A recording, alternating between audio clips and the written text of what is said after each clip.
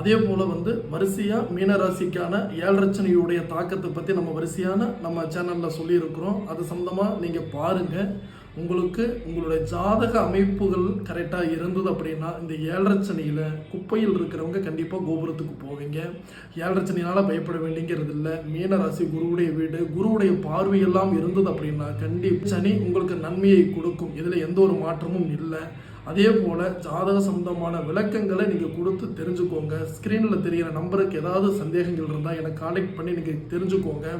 மீனராசிக்கு பொன்னான காலமாக இந்த ஏழரச்சனையை மாற்றக்கூடிய வாய்ப்புகள் 100% நல்லா இருக்குது. எதை பற்றியும் கவலைப்பட வேண்டிங்கிறதுல நல்ல பயணிங்க, நல்ல விஷயங்கள் நீங்கள் செய்யுங்க.